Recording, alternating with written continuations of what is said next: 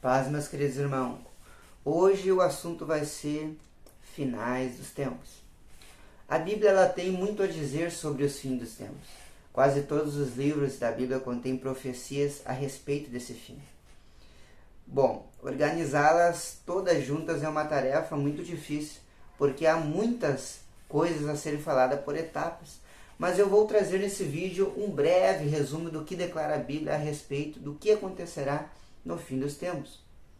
Vamos começar então pela primeira etapa, que começa quando a igreja, o organismo, no caso todos os crentes que guardaram a sua fé, que são nascidos de novo e que deram testemunho do Cristo que morreu e ressuscitou, que nos deu a vida eterna. Bom, através desse acontecimento, mais conhecido como o arrebatamento da igreja, o Espírito Santo junto com a igreja sairá dessa terra. E essa, como Cristo também teve um corpo novo em sua ressurreição, a igreja também vai abrir, num abrir e fechar de olhos, tomará a forma incorruptível e se encontrará nas regiões celestes com o seu Salvador. A sua nova morada, a nova Jerusalém, nós adentraremos nela. E, bom, começará o tribunal de Cristo nessa fase, onde as obras dos santos serão julgadas, para que cada um receba o seu galardão. Não é um julgamento para aquisição ou perda da salvação. Não é um julgamento de condenação eterna que irá acontecer igual ao trono branco. Não, é um julgamento nas obras dos justos. Nesse tribunal serão apresentados prêmios ou galardões que representarão a favor de Deus para com seus fiéis. A seguir, gozaremos das bodas do Cordeiro junto com a ceia, junto com Jesus. Seremos servidos e honrados e teremos um novo nome. Enquanto a igreja passa por 7 anos de gozo, contados pela terra em anos e meses, os moradores da terra vão passar uma grande aflição, um processo de limpeza e juízo. Nessa segunda etapa, entra em cena o anticristo, que imita a Cristo, de uma forma distorcida e baseada no poder da mentira, que assumirá o poder e assinará um pacto de paz, firmará uma aliança com Israel.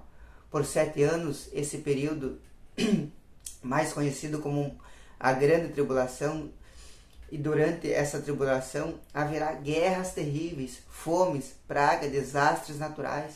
Deus derramará sua ira contra o pecado, contra o mal e contra a iniquidade.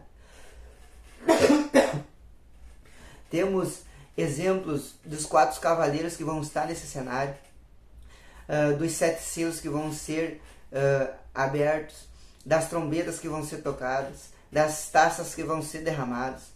O anticristo causará abominação e desolação e levantará uma imagem de si mesmo para ser adorado nesse templo. E vai arrastar milhares de pessoas que vão seguir esse seu sistema. Na segunda metade da tribulação, a conhecida como a mais terrível, como está na visão de Daniel 9, versículo 27, bilhões de pessoas sofrerão, mas também terão oportunidade de ser salva nesse período, pois os anjos sobrevoarão essas nações anunciando o evangelho do reino de Deus, o evangelho eterno. Nações que fecharam suas portas para o evangelho não terão como impedir a pregação dos anjos. Esses anjos não indicarão pessoas, mas para que preguem a palavra. Eles mesmos pregarão o evangelho. Eles pregarão o evangelho para toda nação, para toda tribo, para todo povo, para toda língua, em um curto espaço de tempo. Mas a condição para ser salvo qual é? A primeira condição é ter que invocar o nome de Deus, invocar o nome do Criador, porque Ele sempre foi Criador. Segundo, não aceitar o sistema ecômico e crer na queda do mesmo. A terceira é não adorar a imagem da besta, não ser marcado por ela. A quatro é perseverar diante da morte. E a quinta é aceitar o batismo literal da morte física, batizado no seu próprio sangue. Sendo assim, milhões de pessoas receberão o evangelho e morrerão. Ao final da grande tribulação dos 7 anos, o anticristo irá romper o pacto que fez com Israel, e com eles vão guerrear. E iniciará um ataque final sobre Jerusalém, que resultará na batalha do Armagedon, que também representa um ataque contra o Filho de Deus. Jesus Cristo, o parente remidor, retornará com a igreja já glorificada e destruirá o anticristo e o falso profeta e os lançará no lago de fogo, sendo os primeiros personagens a estrear o verdadeiro inferno. Nessa terceira etapa, depois dessa batalha, Cristo então prende Satanás no abismo por 1000 anos. 1000 anos de vergonha Satanás vai passar diante dos seus principados que ali estão no abismo. Então se inicia o governo de Cristo na terra por 1000 anos sabáticos, no tempo cronológico da terra, antes do estado eterno.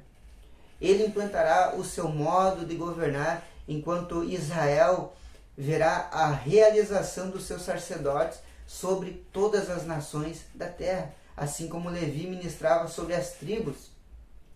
A igreja, em sua morada na Jerusalém celestial, na glória de Deus, em seu alto louvor e no seu trabalho no exército de Deus, terá o seu ofício diante dos reis da terra, cantando e patrulhando e executando a justiça e repreendendo os povos, para que subam a Jerusalém, e essa é a grande missão da igreja durante o reino de Cristo sobre a terra. Aleluia. Isso está lá em Salmo 149 e Zacarias 14:16. Bom, no final dos 1000 anos, Satanás será solto por um pouco tempo para seduzir a velha nação que se salvou da tribulação e entrou no milênio. Entre eles, mulheres e crianças, Isaías 4:1. Por causa da grande guerra do Armagedon, os homens desaparecerão da terra.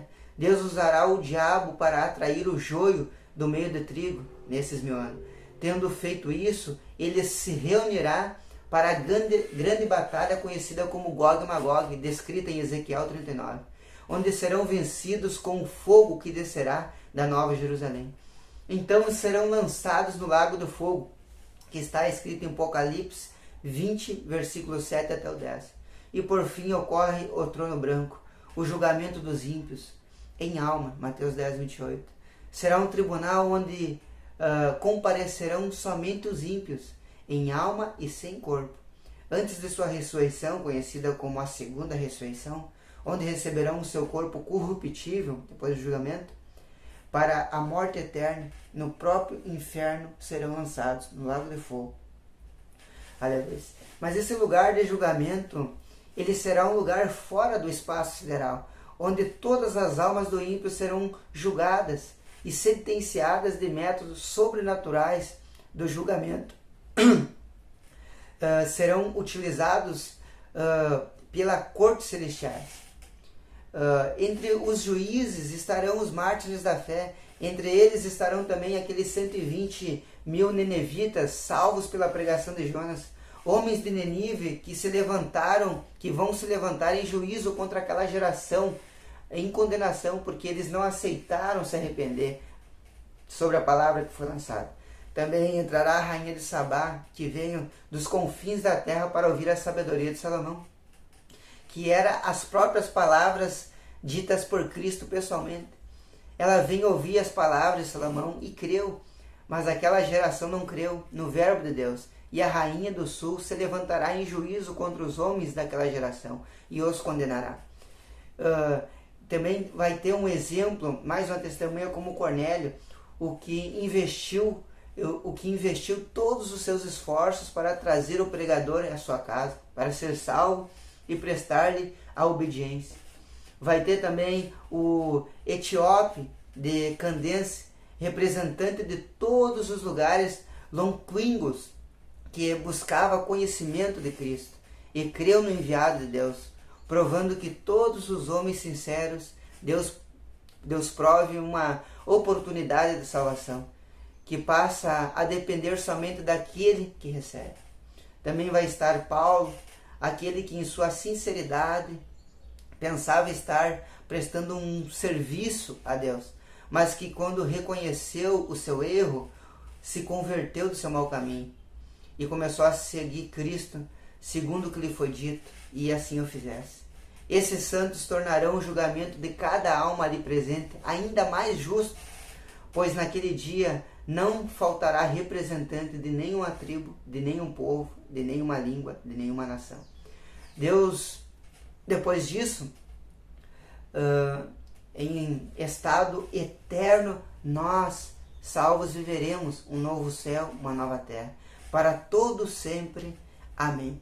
Meus queridos, essa é a palavra de hoje.